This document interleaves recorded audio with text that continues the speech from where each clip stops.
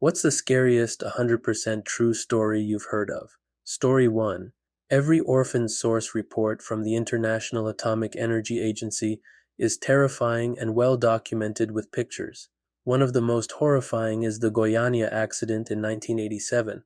For those who don't know, an orphan source accident is when radioactive material that had been lost, usually from an abandoned hospital, is discovered by people unaware of the danger who inadvertently expose themselves and others to lethal and/or permanently disfiguring doses of radiation.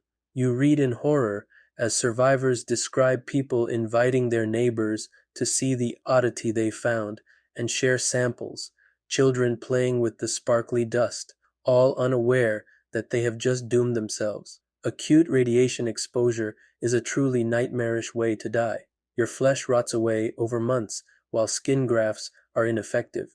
You deteriorate in pain in the hospital until you die of infection or necrosis. Story 2. There was an incident in Trinidad where some maintenance divers were removing a plug from an oil pipeline and were instantly sucked into it. One was able to escape, but the other 4 were trapped for days in a small oil-coated pipe, for days with only a small air pocket to breathe in before they died. Thinking about it in detail and imagining what it must have been like for them makes me extremely uncomfortable. The really messed up part is that the guy who got out promised his friends that he would get help. Once he reached people, they deemed it too dangerous for anyone to go back in there and help and would not let the guy go back in either. So they were promised help but left for dead. Story 3. My uncle was in a bar one night and started talking to this random guy. He described him as a really nice guy. He met him a few other times in the same bar.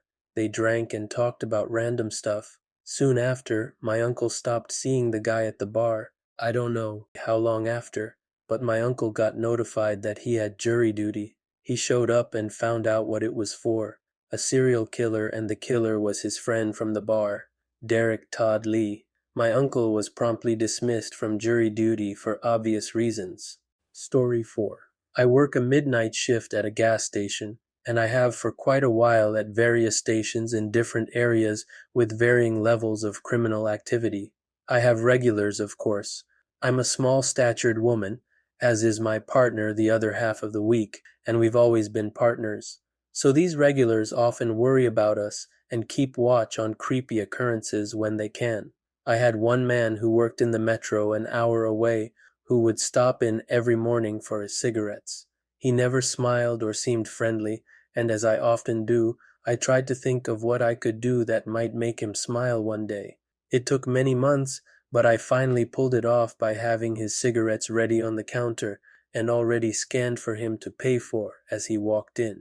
He smiled and then asked me, "Do you ever get scared on the night shift? You small girl is not safe." I said I sometimes did, but we could lock the doors and hide if we had to, and that the provincial police, think state troopers if you're American, had a station close by and came in often to get their highway vehicles washed.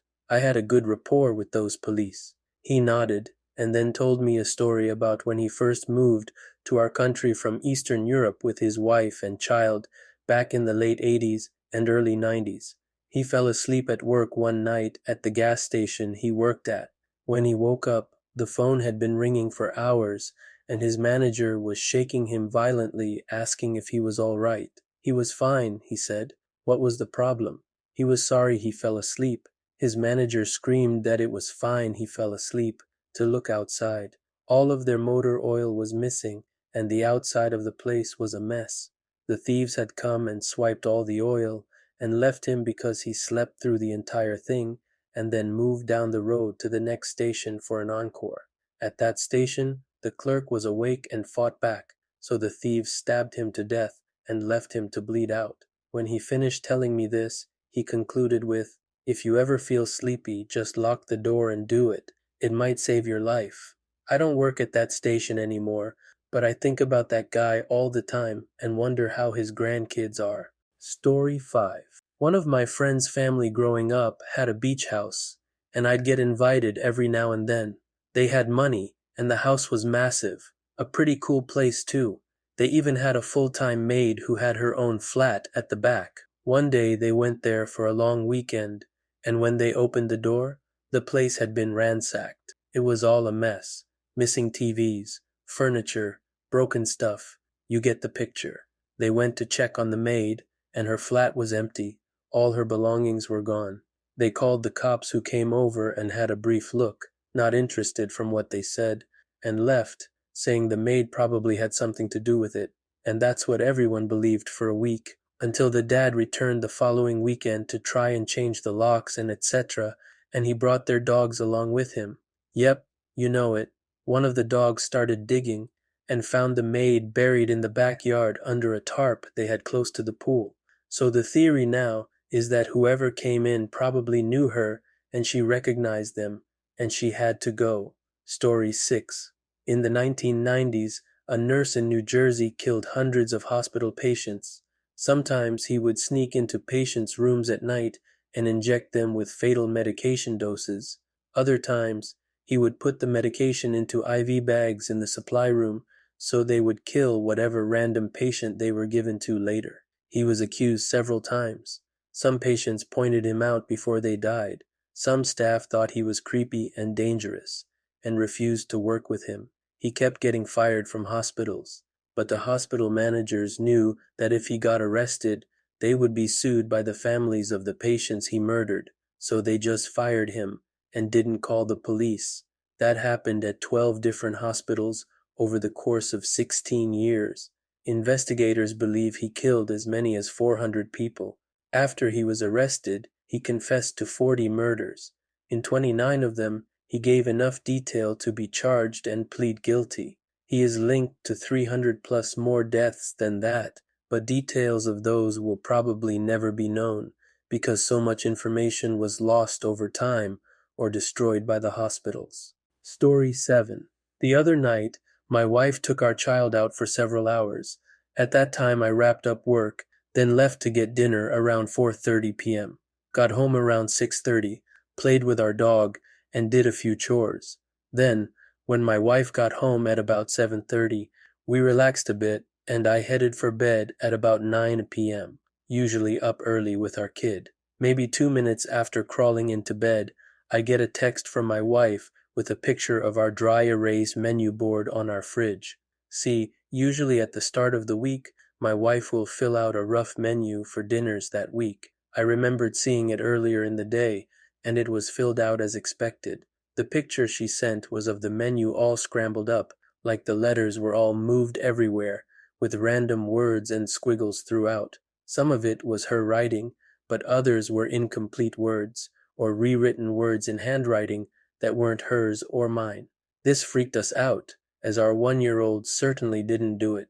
The county sheriff showed up and swept the house and found nothing. Nothing was out of place or missing either. He was spooked by it a bit too. He said they never get a call out in the country where we are and recommended we change our locks. We hadn't, as the couple we bought our home from were elderly. So, we did that night. Story 8. My college girlfriend called me one night. The Baton Rouge serial killer had been active a while, and she was being followed all over town and even after going in circles by a whole truck which the killer supposedly drove. She fit the victim profile. She was a brunette living in a house sitting for her aunt, a wealthy neighborhood. My roommate and I drove over and we filed in line behind her and the truck. She lived essentially on the LSU grounds, so I assumed it was a stupid student prank or something. She parks at her aunt's house. The truck stops one house short of her aunt's, and we pull in behind her. I explain I'm going to defuse the situation. Walk over to the truck. The FBI says the killer is a white guy, and this man is African American. Explain no one is upset, but he's freaking out my girlfriend. He needs to leave. He looks side-eyed at me and drives off. I see the guy again a few months later. On the cover of the Baton Rouge paper, he's been arrested. He was the killer. Story 9. Well, it's my story. When I was a little kid, 5, 6, we had this neighbor like grandma to me. I'd go over and have snacks, and she had a Mr. Potato Head I played with that was her now adult son's toy. Weird core memories. He came home, in his 20s, From the army, I think. I don't remember much about him, but he asked about taking my older brothers camping, but my mom said no. She had a weird feeling about him. Side note, we lived out in the country, not even a town, just a place. There were no locked doors. Everyone trusted each other. My mom saw him at our little store with bee stings all over and was concerned. He said he got them at the creek. She thought that was weird, because that's just not a thing where we went all the time, but okay. A little while later, not sure how long, the news said there was a murder of some campers out past where we lived, but no leads. People were shocked. This doesn't happen here. My mom remembered her weird feeling and the bee stings that didn't make sense. She called the police to say, "Hey, probably nothing, but here's what I got." I remember detectives coming to our house to talk to her. They had some other evidence that matched, but not enough to link him to the murder, a couple with their child. It's unsolved to this day, though the detective said he knew it was him. A few years later, the guy went to prison for the abduction, attempted murder of a woman who ran out of gas, and he offered her a ride. She lived, thank God. Story 10. I was around 10 years old. I was at school, but my mom told me she was thinking of taking me to the doctor in the afternoon, recurring eye issue. Lunchtime and I was in the dining hall when the office woman told me there was a taxi outside for me and I needed to go. I assume my mom booked it for me as she can't drive. I cleared up my stuff and got my bag. Just about to leave when I remembered my jacket in my classroom. I rushed to get up and head out for the taxi. The office woman tells me I'm too late and the taxi has gone without me. I just went back to class, but panicking, my mom would be angry at me. School finishes and my mom is waiting for me at the gates. I burst into tears, apologizing for missing the taxi and thinking I was in big trouble. She never ordered a taxi and had no clue what I was talking about. She ended up not making the doctor's appointment. No one ever found out who ordered the taxi or who the driver was. My mom doesn't like to think what would have happened if I hadn't forgotten my jacket and got in that taxi. Story 11. I fell down a YouTube wormhole of people finding cars in water and recovering them. In more than one, they talk about loved ones with memory problems getting lost, and they often find their cars in places where they most likely drove in an accident rather than intentionally ending their lives. Dementia and Alzheimer's are already scary enough, but the thought that a loved one might decide to go take a drive they've taken dozens of times and then they disappear for years, that's terrifying. Story 12. My aunt fell asleep on her couch one night and my uncle was asleep upstairs. She woke up around 12 a.m. to a random man staring at her while she slept. He said the guy upstairs was sound asleep, meaning he came in, saw my aunt on the couch, looked around, saw my uncle asleep upstairs, and then sat there and watched. She told him to leave, and somehow by the will of God he left. He slid in through the back door. We live in a relatively safe area. Craziest crap I have ever heard. Story 13. When I was about 18, my friend and I went to the movies and then decided to walk home. It was a bit of a walk, but we didn't want to pay for a cab. I'm always pretty vigilant when walking, especially at night, so I noticed a guy with his hood up walking behind us. Every so often I'd look over my shoulder to check on him. He started pretty far behind us, but was gaining ground weirdly quickly. The last time I turned my head, I caught him sprinting at us. I panic and tell my friend to run for it. She's in those Birkenstock slip-on sandals that were popular then, and she's struggling to run, so I'm dragging her until we get to a gas station. I bang on the window and beg the clerk to let us in, but he says he can't because it's past a certain time at night, but he promises if the guy comes near us, he'll call the cops. The guy comes down the hill, through the gas station, staring at us the entire time. I swear the only reason he thought better of it was because the gas clerk had the phone visibly in his hand, plus he was a big guy. I completely broke down after he left. Just the thought that he was running at us while I had my back turned scares the crap out of me. What if I hadn't turned when I did that last time? Story 14. This only happened earlier this year. A work colleague was off work for a long time. not like him at all. When he eventually returned, we found out that his friend had been murdered by a group of soccer wankers. They'd been in a pub watching a match for the team they supported. They were celebrating a win when a group of men from the opposing team got angry and started arguing. When my colleague and his friends left the pub, they jumped his friend and beat him so badly he ended up in hospital, where he eventually succumbed to the injuries. This is one of the reasons I hate football, especially where I am, England. Riot vans, hundreds of police, etc. are always around every train station and football stadium. Sad little men are willing to take a life over a bag of air getting kicked around. It's not the first time, certainly won't be the last. Someone has died over football. Story 15. My story was hitchhiking home from high school. I'd missed the late bus. Got a ride and the guy seemed nice enough, and he was going to my town. We came up to a turn that you'd go straight if you were going to my town. If you turned, you weren't going there by any reasonable route. When he started to turn, I said, "This isn't the way to." He says, "We're not going to." We were going through the turn, going definitely under 20. I opened the door and bailed out. Tuck and roll, protect the head. He hit the gas and drove off. Glad I hadn't put on my seatbelt. Story 16. I'm the firstborn, and when I was just a wee babe, my mother put me to bed and headed off to bed herself. Being new parents, they were all about the baby monitor. Dad was already asleep, and just as my mom was drifting off, she heard the telltale crackle. "Don't worry, sweetheart. Mommy's here." Needless to say, my mom was about to crap herself and catapulted to the nursery, to find me fast asleep and totally alone. Turns out the neighbor had just had a baby too, and they were picking up each other's signals. They actually picked up all kinds of things over time. Used to hear the truckers radioing to each other from the highway like a mile away. Story 17.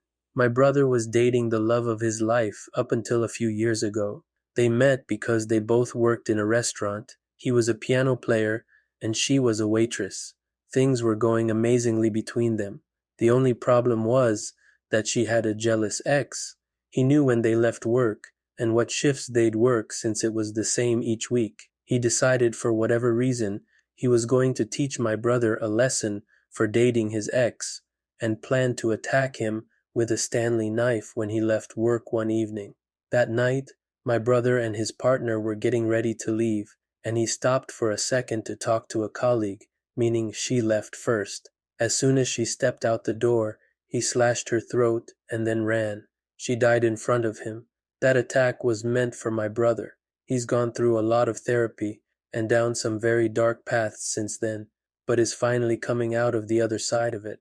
But it's terrifying how close I came to losing my little brother and how much he lost as a consequence because of some deranged nut job. If I could get my hands on that guy, I'd get locked up myself, but he's been in prison for a long time, and so far he's staying there. Story 18.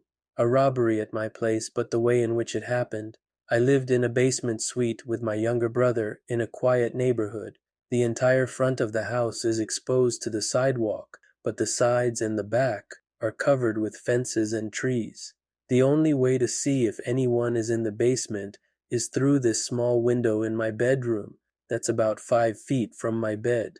I got word while I was out that my place had been robbed. The robbers went through the basement suite door through the back, kicked it open, and then made themselves upstairs after robbing the basement suite. They just so happened to rob the place in a 30-minute window when myself, my brother, and the people upstairs were out. This means they were watching us for a couple of days and monitoring our patterns.